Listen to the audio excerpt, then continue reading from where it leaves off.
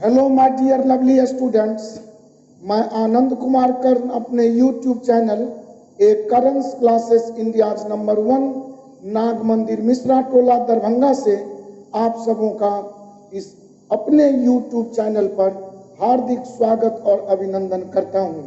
दोस्तों, आज आपके साथ बहुत ही बेस्ट सेशन, बहुत ही सुंदर सीरीज में हम लोग देखने वाले हैं। पार्ट 4 का यह सिंपल इंटरेस्ट का बहुत ही लाजवाब प्रश्न और इन लाजवाब प्रश्नों का बनाने का लाजवाब तरीका, और इस पर आज हम लोग विचार करेंगे। विचार करने से पूर्व मैं यह बता दूं कि मेरे इंस्टीट्यूट के director Shri mister Raju sir ji का ये नंबर है 9934849798, जिस पर आप किसी भी प्रकार की कोचिंग संबंधी जानकारी ले सकते हैं। दोस्तों, आपको फिर एक सूचना दे दूं या एक आग्रह समझिए, एक अर्ज, एक रिक्वेस्ट के तौर पर कि मेरा चैनल अगर अभी तक आपने सब्सक्राइब न किया हो तो वीडियो के अंत तक बने रहें, और वीडियो पसंद आने पर, उपयोगी दिखने पर मैं आपसे गुजारिश करना चाहूँगा कि आप मेरा चैनल सब्सक्राइब कर लें, बेल आइकॉन दबा लें, ताकि जो भी वीडियो आगामी मैं अपलोड करूं तो उसका नोटिफिकेशन सीधा आप तक पहुंच जाए।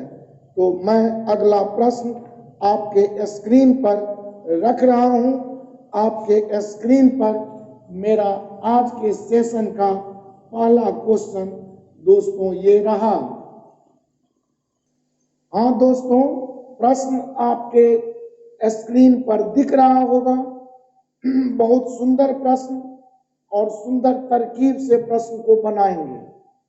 दो बराबर राशियां क्रमशः 2 वर्षों एवं 3 वर्षों के लिए, तो तुरंत नोट किया कि वर्ष था 2 वर्षों एवं 3 वर्षों के लिए 8% वार्षिक साधारण ब्याज पर उधार ली गई।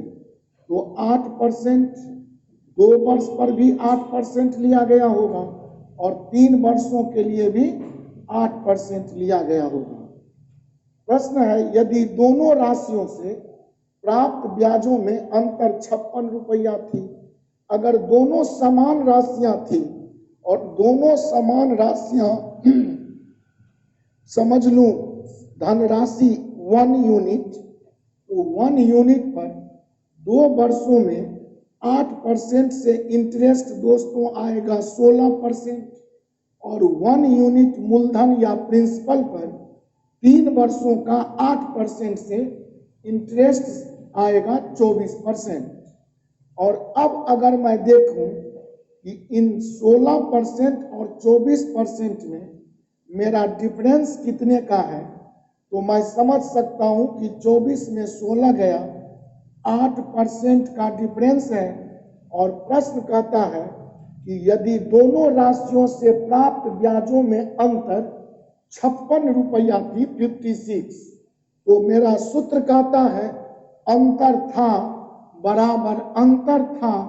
तो अगर इसे काट दूं तो 8 सत्ते 56 और 1 बराबर, मैं क्रॉस गुना 100 से 7 का 100 सत्ते 700 रुपया प्रत्येक राशि में मूलधन या ली गई उधार राशि होगी या मेरा प्रिंसिपल रहा होगा। और ऑप्शन बी दोस्तों बिल्कुल करेक्ट है। और इस तरह प्रश्न में कुछ भी नहीं था। दोनों परिस्थितियों में ली गई धनराशि इक्वल या सेम या समान थी। तो पहला धनराशि भी अगर 1 यूनिट होगा तो दूसरा धनराशि भी 1 यूनिट होगा।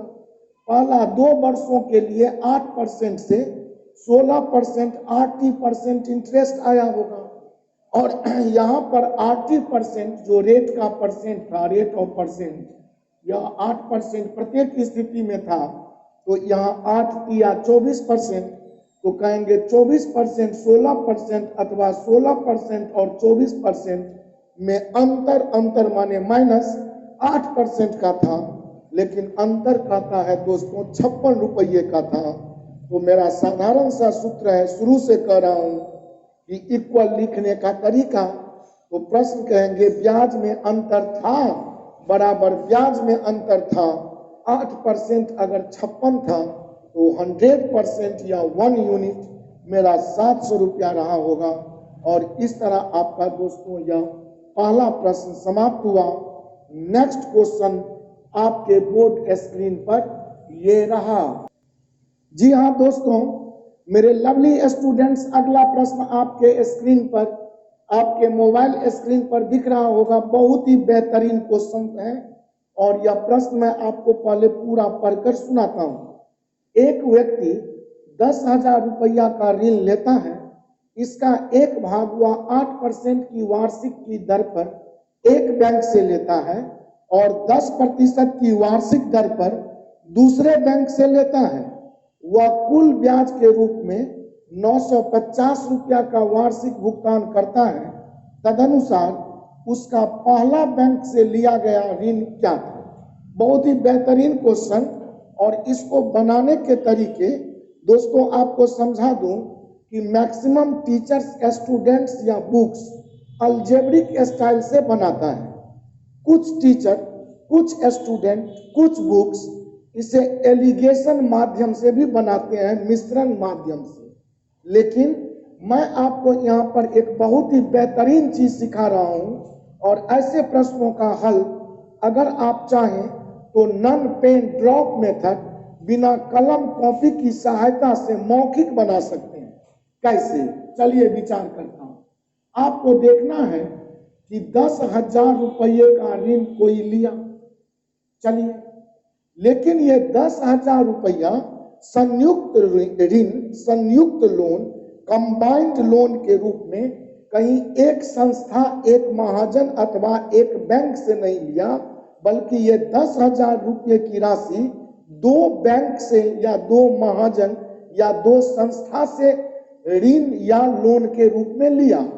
और एक बैंक जो इसको लोन दिया था वह पहला बैंक था 8% पर देने वाला और दूसरा बैंक था इसे 10% पर देने वाला। यह पहला बैंक था और यह आपका दूसरा बैंक था। और इस तरह प्रश्न कहता है कि वह कुल ब्याज के रूप में 950 रुपये का वार्षिक भुगतान करता है। अर्थात 950 रुपया एक वर्ष का ब्याज या 10,000 का जितना हिस्सा लिया होगा वह हिस्सा 10,000 का जो पार्ट कुछ होगा वह 8% के दर से 1 ईयर का, और जो शेष 10,000 में बचे होंगे वह हिस्सा का 1 ईयर का 10% वह दूसरे बैंक में जाकर जमा किया और वह लोन, वह ऋण का ब्याज 950 रुपया अदा किया। यहाँ दे सकता है कभी कभी कि 2 वर्षों में वह 1,900 रुपया का ब्याज जमा किया, तो तुरंत हम 2 बरस का दे या 5 बरस का दे या 4 बरस का या कितना भी बरस का, लेकिन संयोग से अभी प्रश्न में 950 रुपया का वार्षिक ब्याज दिया तो चलिए ठीक है। नहीं तो अगर 2 बरस का बोलता तो इस 950 अगर 1 बरस का, तो प्रश्न में हो सकता था कि 2 वर्ष का ब्याज 950 का डबल 1,900 रुपया लिख देता, और इस तरह हो सकता था 4 बरस का ब्याज 9 चौका 36, 2 3,800 रुपया भी 4 बरस का ब्याज लिखता। तो आप 2, 3, 4, 5 कितना भी बरस का ब्याज बोले, लेकिन ध्यान रखना है 1 ईयर इंटरेस्ट दोनों का जो संयुक्त या कंबाइंड इंटरेस्ट होगा और 1 ईयर आप उसे नोट कर लेंगे, उसे निकाल लेंगे। संजोग से अभी 1 ईयर का ही इंटरेस्ट रख दिया है। अब आपसे प्रश्न है कि तदनुसार उसका पहले बैंक से लिया गया ऋण क्या था, तो you have to find the loan amount of 8% from the first bank. तो यह आपको फाइंड करना है। तो यह अगर 8% पर आपको ली गई उधार राशि पूछा तो आप संपूर्ण राशि 10% पर ले लेंगे। तो कोई पूछे आपका कि 10,000 रुपया अगर संयुक्त किसी एक ही महाजन या बैंक संस्था से 10% पर कोई ले तो 1 वर्ष का इंटरेस्ट अगर पूछूं तो यह 1000 रुपया आएगा।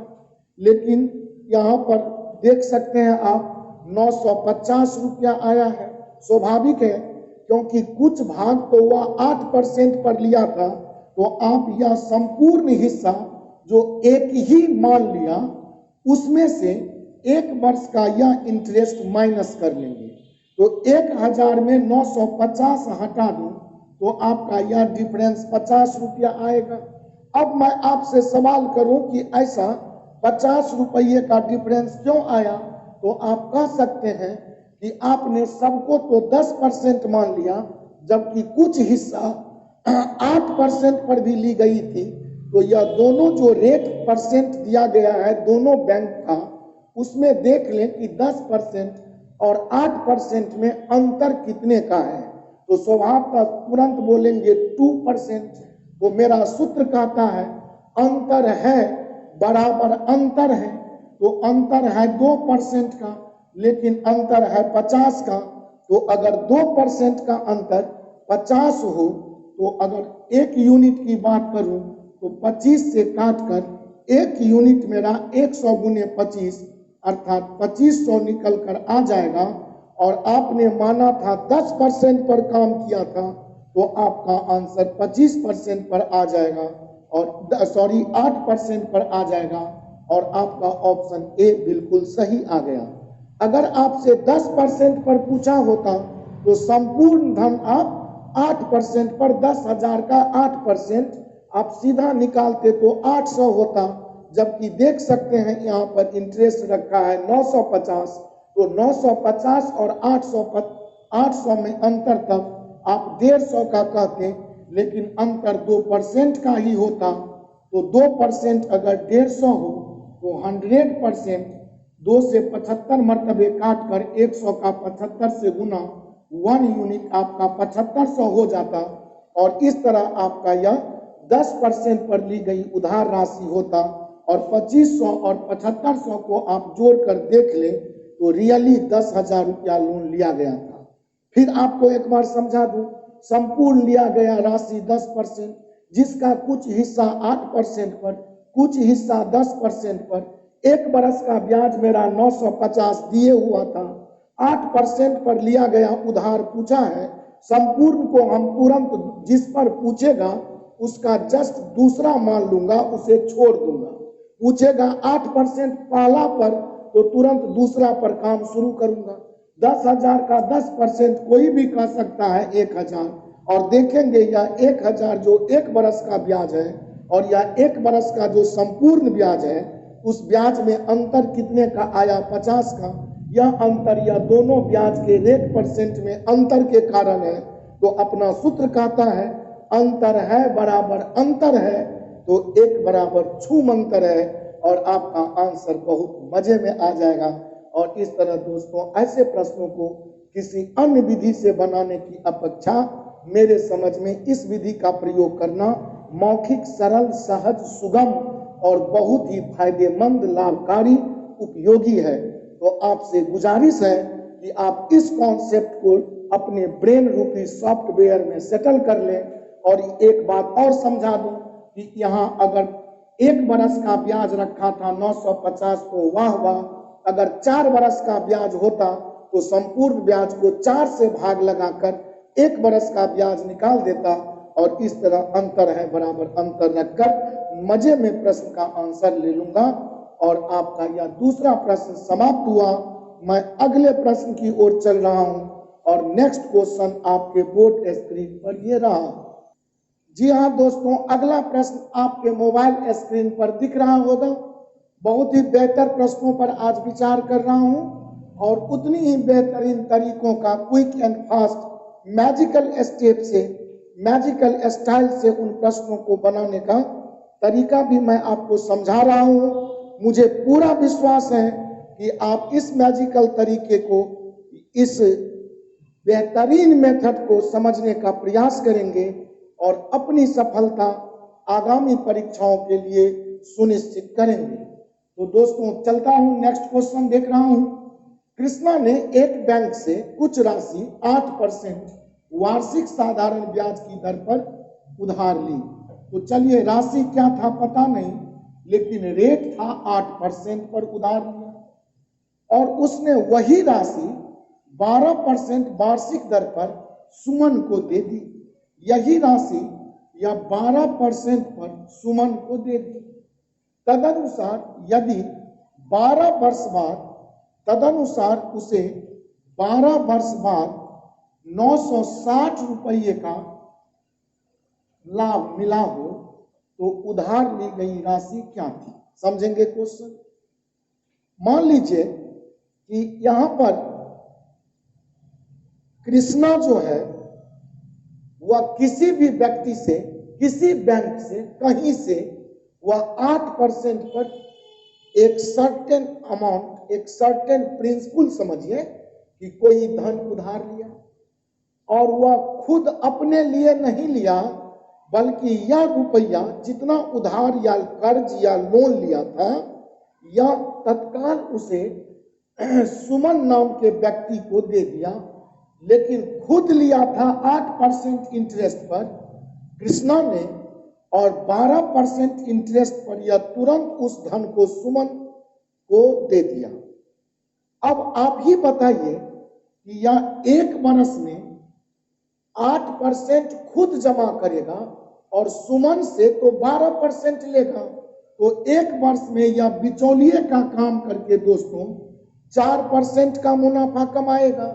तो अगर एक वर्ष में 4% का प्रॉफिट कृष्णा कमाए तो 12 वर्ष में आप ही बताइए कि 12 चौका 48% का मुनाफा कमाएगा, लेकिन मुनाफा या लाभ कमा रहा है प्रॉफिट 960 का। तो अपना सूत्र कहता है लाभ है बराबर लाभ है 48 दूनी 96, 20 से 100 का गुना 1 यूनिट आपका 2000, और यही तो उधार लिया गया धन मेरा एक रहा होगा। और इस तरह आपका 2000 रुपया ऑप्शन नंबर सी दोस्तों बिल्कुल ही करेक्ट है। और इस तरह आपका यह सुंदर सा प्रश्न बहुत ही सुंदर सा तरीके से समाप्त हुआ। मैं अगले प्रश्न की तरफ जाने से पहले फिर आपको समझा दूं कि कृष्णा नाम का कोई व्यक्ति किसी बैंक से 8% पर खुद कर्ज लिया और यह तुरंत उसे सुमन को 12% पर दे रखा। तो आप ही कहिए कि 12% पर जब वो दे दिया उधार तो बैंक को खुद अदा करेगा 8%, 1%, और सुमन से वो लेगा पर ईयर 12%। तो इन 1 ईयर आप कह सकते हैं कि यह 4%, 12 में 8 गया, 4% का यह प्रॉफिट कमाएगा 1 ईयर में। तो 12 ईयर में 12 इंटू 4% दैट इज 48%। परसेंट के बदले दोस्तों नीचे 100 रख दिया और 48% अगर 960 है तो 100% या 1 यूनिट मेरा 2000 का होगा। एंड यही तो आपका उधार लिया गया धन होगा। ऑप्शन सी बिल्कुल करेक्ट दिखा। मुझे पूरी उम्मीद और विश्वास है कि आप इन तरीके को बहुत ही अच्छी तरीके से समझ रहे होंगे दोस्तों। तो मैं अगले प्रश्न की ओर चल रहा हूं बिना देर किए हुए, और अगला प्रश्न आपके स्क्रीन पर ये रहा। जी माय डियर लवली स्टूडेंट्स, अगला प्रश्न आपके मोबाइल स्क्रीन पर दिख रहा होगा। बहुत ही बेहतरीन प्रश्न और उतने ही बेहतरीन तरीके से आज मैं आपको रूबरू करा रहा हूं। मुझे पूरा विश्वास है कि आपको आज का यह सेशन लंबाई युक्त प्रश्नों को चुटकी में मसलने का यह अनोखी और नायाब तरीका बहुत ही पसंद आ रहा होगा। और यह नेक्स्ट क्वेश्चन आपके स्क्रीन पर मैं पढ़ रहा हूं। एक आदमी 15,860 रुपये की राशि का निवेश अपने 3 पुत्रों ए, बी और सी के नाम, ए, बी और सी के नाम इस प्रकार करता है कि क्रमशः 2, 3 और 4 वर्षों के बाद, तो आपका ईयर्स है 2 बरस, 3 बरस, 4 बरस, 2, 3 and 4 years, after 2, 3 and 4 years उन्हें बराबर ब्याज की राशि मिले तो दे गॉट इक्वल इंटरेस्ट। तो अगर साधारण ब्याज की दर 5% वार्षिक हो तो इसका माने रेट का जो परसेंट है दोस्तों, यहाँ भी 5% बोलेंगे, यहाँ भी 5% और यहाँ भी 5%, और एबीसी के जो मिलने वाली राशि है ब्याज का वो इक्वल है। तो अब यहाँ पर अगर मैं चर्चा आपसे करूं कि ए के नाम ए ही धन, बी के नाम बी ही रुपये का धन और सी के नाम सी ही रुपये का धन, तो ए बी सी हम प्रिंसिपल समझ सकते हैं ए बी सी पुत्र के लिए। तो कहेंगे 80% यदि हम देखूं तो 5 दूनी 10%, ए का 10% अर्थात 10% ए के लिए, और ये बराबर ब्याज होगा 5 दिया 15% ऑफ बी के लिए, और इसी तरह बराबर ब्याज कहूंगा 5 का 20% ऑफ सी के लिए। और इस तरह यह तीनों जो इंटरेस्ट है, एक बेटा ए के लिए, पुत्र ए के लिए मूलधन या प्रिंसिपल ए का 10%, पुत्र बी के लिए प्रिंसिपल बी ही माना तो बी का 15%, और तीसरा बेटा या तीसरा पुत्र सी के लिए सी का 5 का 20%। यह तीनों ब्याज जो साधारण ब्याज आया वह तीनों के लिए बराबर है। तो हमसे प्रश्न है कि ए बी और सी के धन का या उनके नाम जो राशि जमा था उसका अनुपात बताइए। तो अगर ऐसे परिस्थिति में आप रेशियो बताते हैं तो रेशियो के कॉन्सेप्ट जाकर पढ़िए, जहां मैं रेशियो आप प्ले लिस्ट में देखेंगे मेरा, तो मैं रेशियो का जो थ्योरी एंड कॉन्सेप्ट है उसमें समझा दिया हूं कि ऐसे रेशियो को बनाने के लिए आप ये 10, 15 और 20 का लघुत्तम लेंगे तो हो जाएगा 60%, तो इक्वल में समाप्ति हो जाएगा। और जब हम 60 को 10 से भाग लगाएंगे तो कहेंगे 10 छक्के 60, तो ए का मान 6 आएगा। 15 से 60 में लगाएंगे तो 15 चौका 60, और जब 20 से 60 में लगाएंगे तो 20 दिया 60, और ए बी सी निकल गया रेशियो में, अर्थात ए बी सी ही तो ए बी सी पुत्रों के लिए धन माना था। और इस तरह आपका इनके धनों का अनुपात, इनके नाम जो जमा की गई राशि थी उस राशि या प्रिंसिपल का रेशियो हमें फाइंड हो गया 6:3 रेशियो में, और ये ऑप्शन आपका सी दिखाई पड़ रहा है। ऐसे प्रश्न का तो आंसर या ऑप्शन आ गया।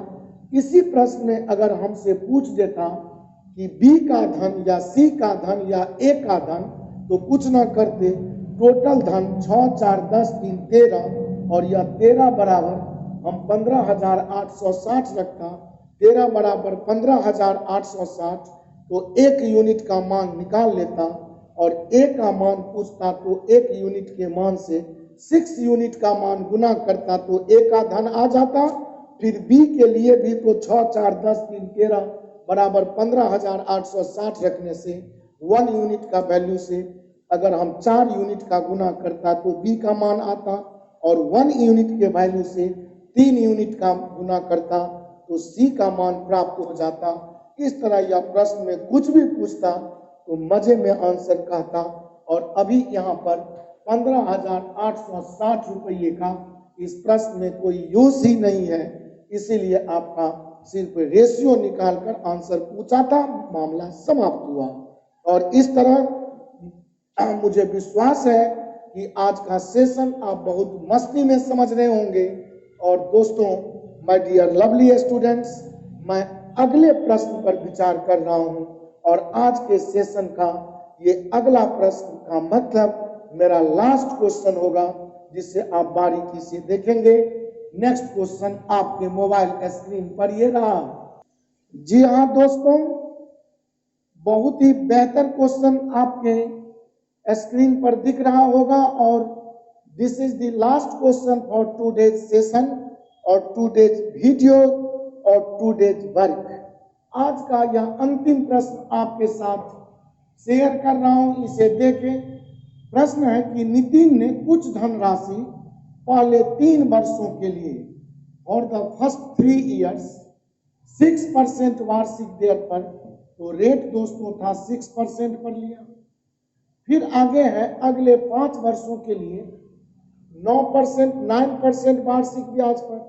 तो हम अगला जो 5 वर्ष है वह अगर 9% पर ले लूं तो ये 3 वर्ष और 5 वर्ष, तो यह 3 वर्ष आरंभ पहला वर्ष से तीसरा वर्ष तक 6% इंटरेस्ट को देगा, और 3 वर्ष बीत जाने के बाद जो नेक्स्ट 5 years आएंगे उसके लिए वह 9% इंटरेस्ट देगा।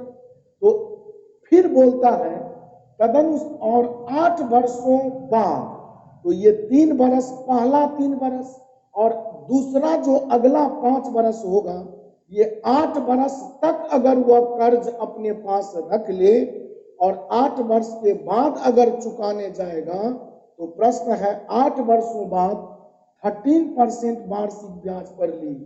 अब आगे 8 वर्ष के बाद जो भी वो जितना ईयर्स और रखेगा, तो उसके लिए दोस्तों उसे 13% सिंपल इंटरेस्ट पर ईयर उसे भुगतान करना होगा, पे करना होगा। और प्रश्न है कि यदि उसने 11 वर्षों बाद, तो 11 वर्ष का जब बात है तो 11 वर्षों बाद पूछ दिया है कि वह कुल 8160 रुपया का ब्याज अदा करता है, भुगतान किया, तो उसने कितनी राशि उधार ली थी। तो कहिए कि 3 वर्ष और 5 वर्ष अगर बीत जाए तो 8 वर्ष बीतने के बाद और जब चर्चा करूंगा तो यह 5 3 8, तो आगे और 3 वर्ष रखेगा, तभी यह 11 वर्ष आपका टोटल होगा। और आप ही कहें कि अगर मैं 3 वर्षों का टोटल ब्याज देखूं शुरू का 6% से, तो दोस्तों यह 18% इंटरेस्ट आएगा।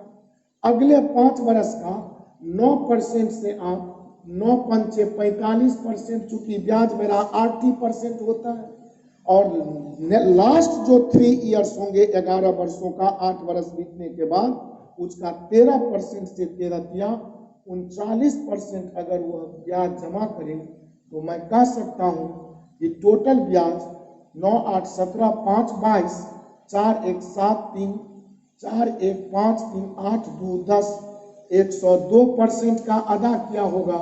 लेकिन दोस्तों यह टोटल ब्याज 8160 रुपया जमा किया होगा।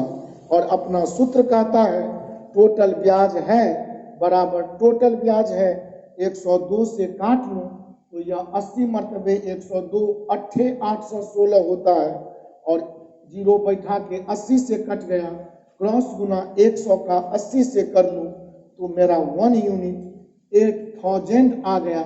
और इस तरह उधार ली गई संपूर्ण धनराशि दोस्तों 8000 रहा होगा। माय डियर लवली स्टूडेंट्स, मुझे पूरा विश्वास है कि आज का सत्र आपको बहुत अच्छा लगा होगा। फिर इसे समझा दूं, इस कंडीशन था यहाँ पर कि अगर आप प्रथम 3 वर्ष तक इंटरेस्ट देंगे तो 6% लगेगा। अगर 3 वर्ष से आगे आप आगे 5 वर्ष तक और रख लें तो आपको 9% इंटरेस्ट देना होगा।